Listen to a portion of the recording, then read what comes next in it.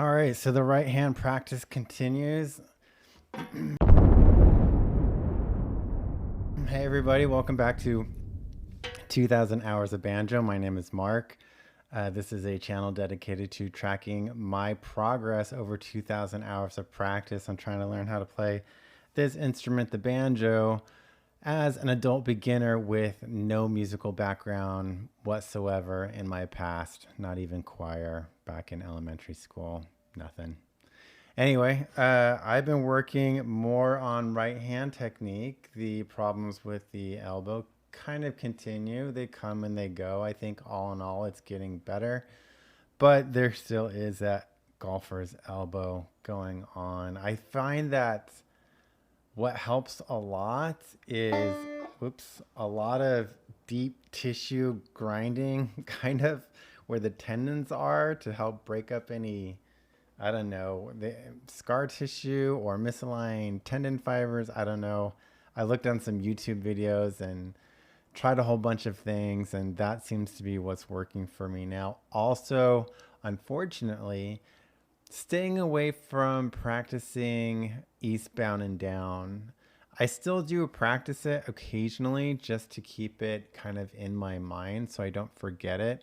But that's going to be one of those songs that I think just mechanically or health wise, I'm going to have to put a pin in and not really practice in earnest until my body parts start adapting better and building up strength to this repetitive stress that is playing a musical instrument, particularly when I go from the barring the A chord to an F chord. Practicing that over and over really does seem to aggravate the golfer's elbow.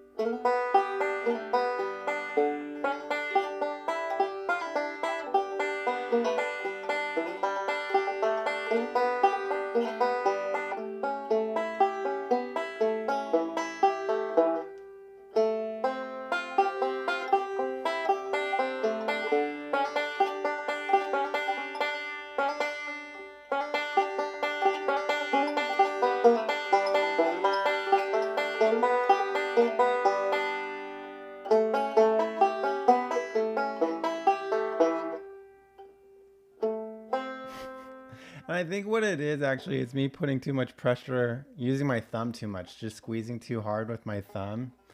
So I need to learn to relax that.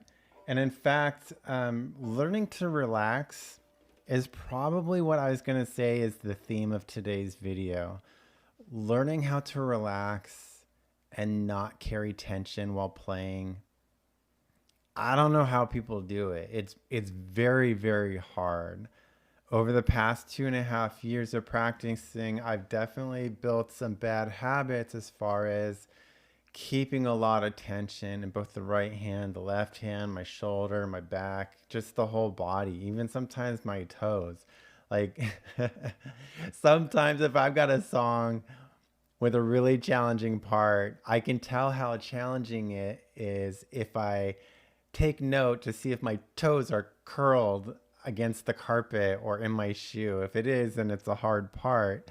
And I need to learn how to kind of let go. I've been doing a lot of drills from that my instructor Mike has prescribed for me to try to help loosen up a little bit, particularly in this case just the right hand, because I've been focusing on so much right hand technique.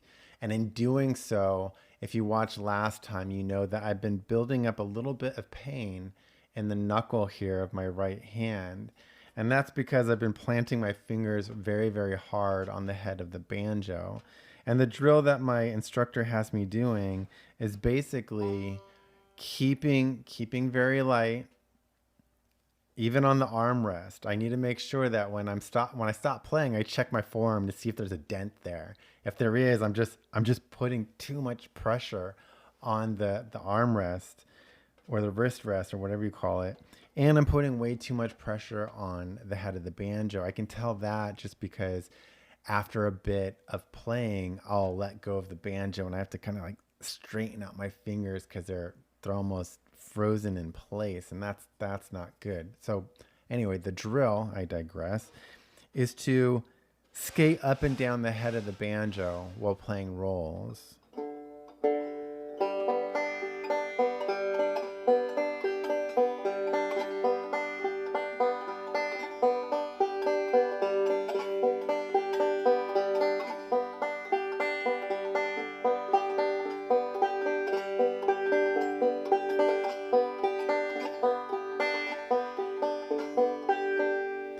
And the idea is you can't do that exercise glued to the head of the banjo or pressing hard on the armrest because you have to stay mobile, you have to stay loose.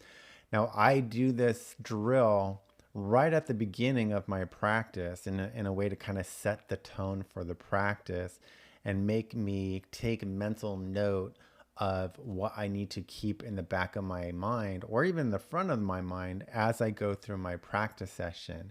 And I catch myself doing that quite frequently where I'll be playing and I'm playing nice and light.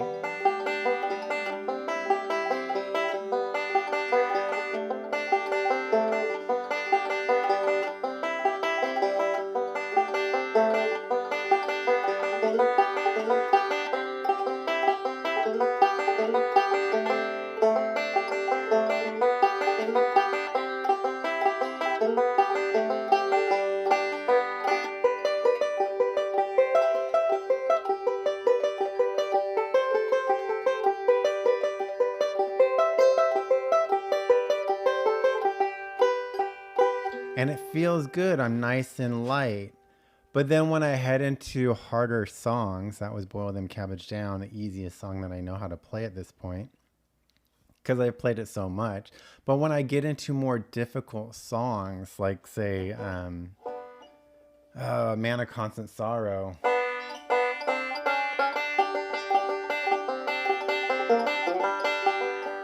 Whoa, too fast maybe.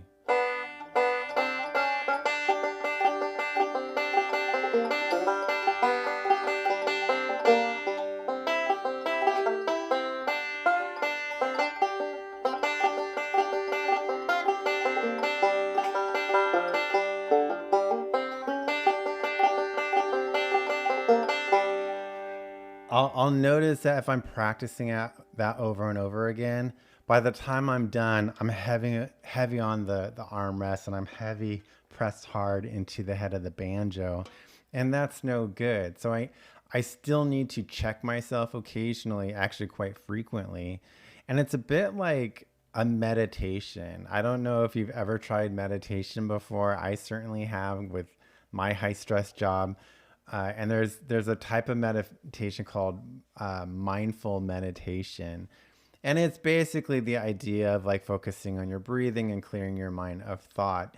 And whenever a thought pops into your head, you're supposed to just kind of like let that thought go, forgive yourself of having a thought, let it go, and practice and focus on breathing again. And once you get another thought, again, let it go. And that's a lot like this, where I practice. If I notice I'm pressing hard, go light, practice again. As soon as I notice I'm going hard again, press light. And sometimes the part that's tricky is just like with meditation, there'll be a thought, there'll be another thought, there'll be several thoughts before you realize you've got thoughts in your head that you need to clear out of your mind.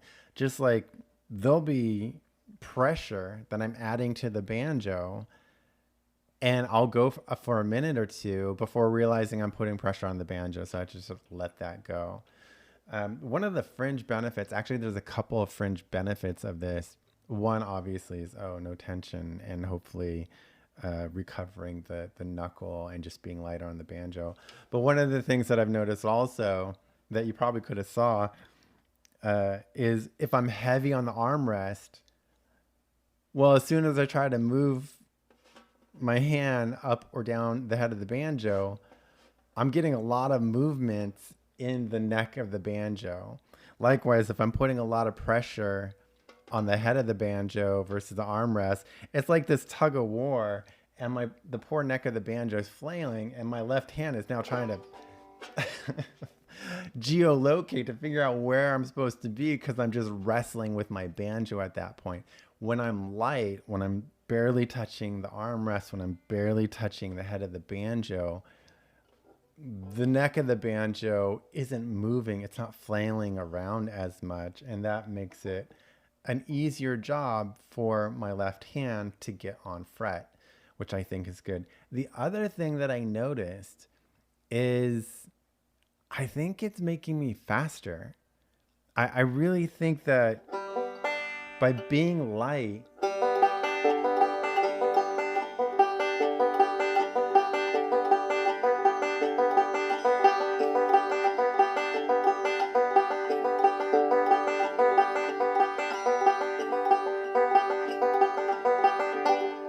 oh, I kind of messed up there.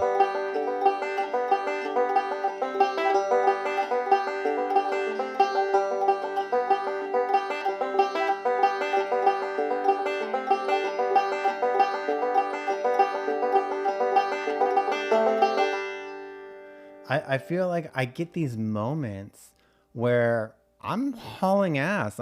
I feel like I'm going kind of fast, faster than I normally typically go, and and then once I realize that, I kind of break out of that zone. It's like, oh my god, I'm going really fast, and then once I kind of realize it, it's like, oh, I just mess up and I stumble all over the place, and it's really interesting. I'm hoping that those episodes of just like unconscious speed continue to the point where I can play just faster, more consistently, rather in these little pockets or burps of speed, which would be pretty cool.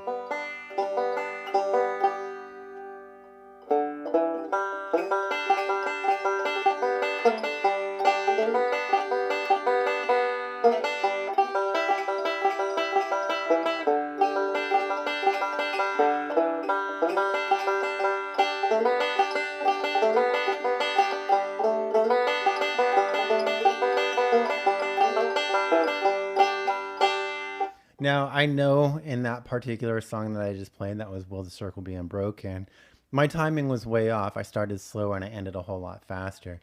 I'm allowing myself to do that on occasion. And I know I'm trying not to, make it a habit. So I break whatever timing training I've done so far. But if I get to the point where I can feel my right hand relax and then it just naturally speeds up, I'm going to let that happen, especially if I'm not working with the metronome.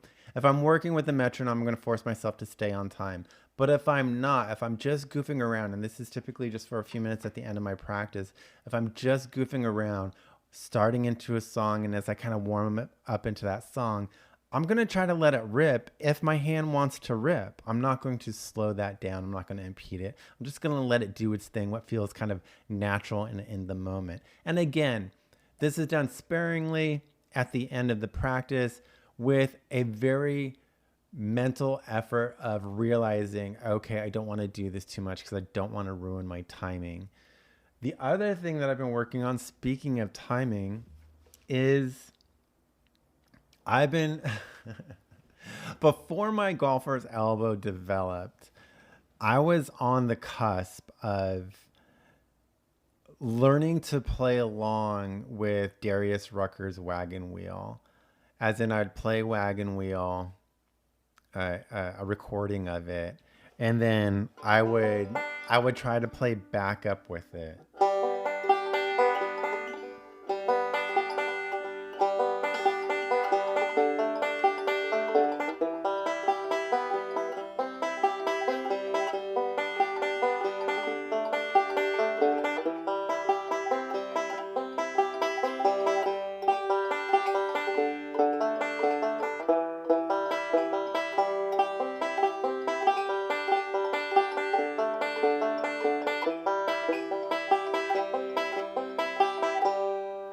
And for a bit there, I was doing it. I was doing it, and I felt super proud. And then I had give it up for a while because it was very aggravating to my golfer's elbow. But as you can see, my golfer's elbow is getting better enough where I can start fretting again. I'm learning to play lighter, so that's helping with the stamina of the tendons in the elbow so they don't get too damaged. And I'm trying to pick it up again. And I thought I was doing kind of good. And I thought I'd show off for my instructor, Mike, a little bit more on him later. And he immediately says, like, we gotta, Darius Rucker's version is got a little swing to it, and you're playing too straight, so you have to add a little bit of a shuffle, and so instead of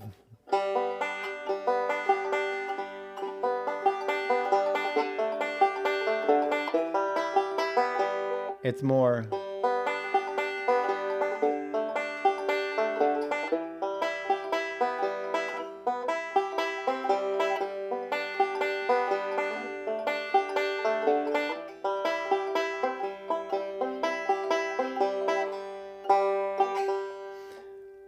This is hard. this is It's not easy. Like this whole time I've been playing it straight, and then to kind of change gears and try to learn how to play it with the shuffle.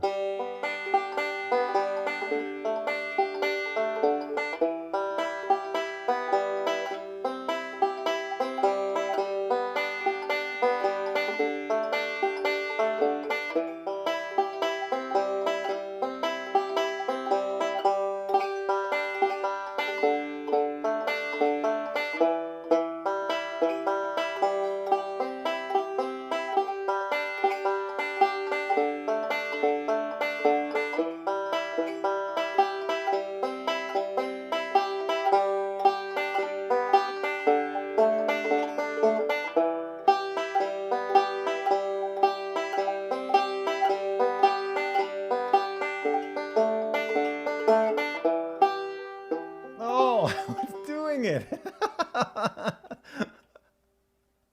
No kidding, that's probably the best I've done it like ever since I've tried working on it.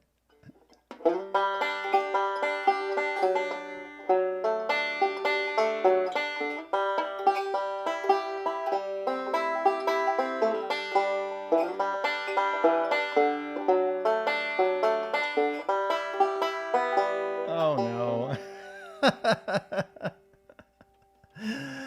I'll cut that out. I'll cut that out so you don't hear the bad part. All right, so that's been really hard.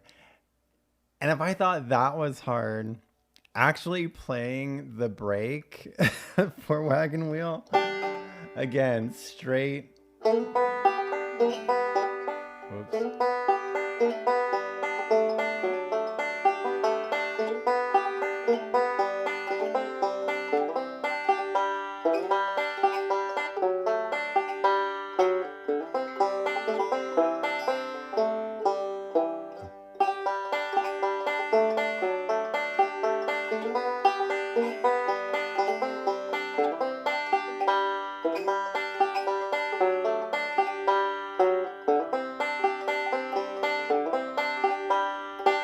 And I know that was a bit all over the place, but you get the picture.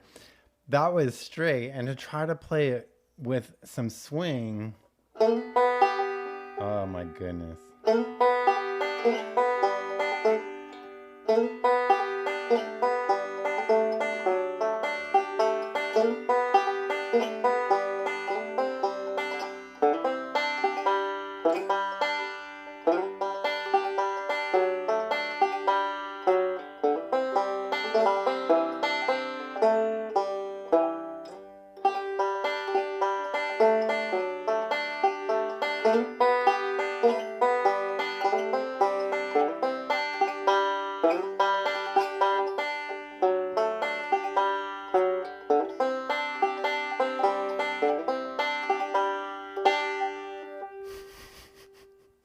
Hard.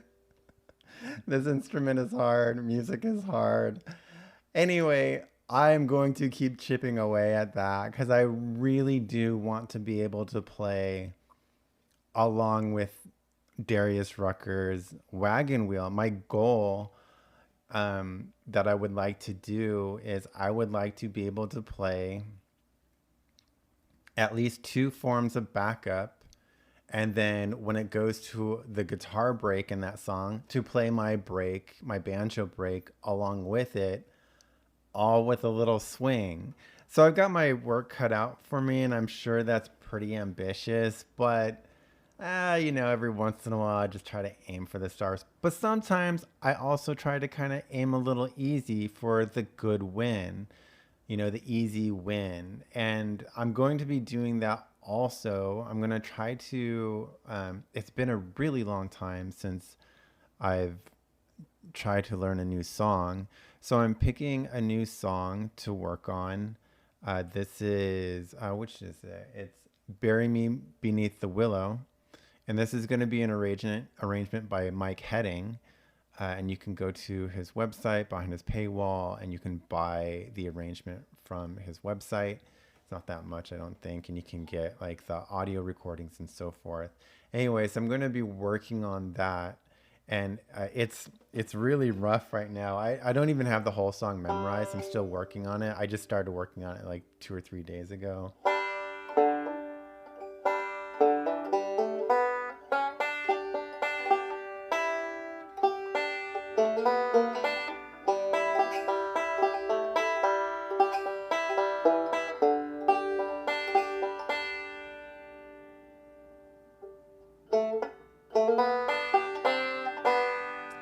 I don't know it too well at this point. So I'm going to be working on that. There's not many decorations in it, like slides. There's a couple of slides and pull offs, but nothing I don't think I can't handle. So I'm going to be working on that because I think that'll be a nice, easy win to juxtapose against the difficulty of trying to relearn Wagon Wheel with a little bit of swing and then to be able to play it at speed.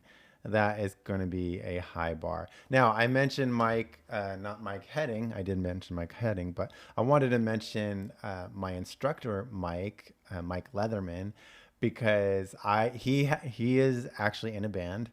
They're called the Cheese Balls.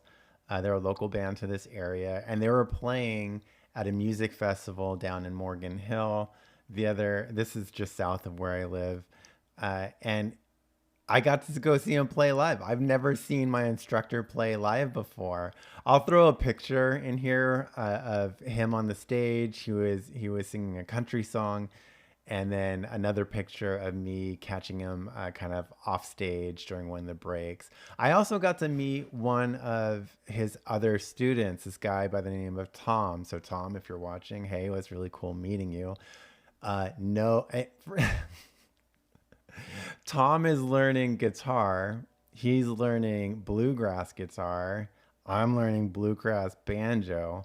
So obviously you think that we'd be in a band, but I'm not sure that's going to work. There's only room in my band for one attractive guy, and Tom is like a big, strapping young dude and fairly attractive. I can't have that kind of competition in my band. So sorry, Tom. Well, you'll have to find some other band. Anyway, so it was really cool meeting him. It was really cool seeing my instructor. And I think I'm just going to leave this video with that. If you do have an instructor and they do play live, take the time to go see them. I mean, it was amazing. I had so much fun. It was so cool seeing my instructor. I like pointing. It's like, that's my instructor. That's my instructor. I got to meet his wife and his kid. It was a blast. Anyway, thanks for tuning in. I will see you next time. I've got a lot of practice to do, so take it easy. Bye.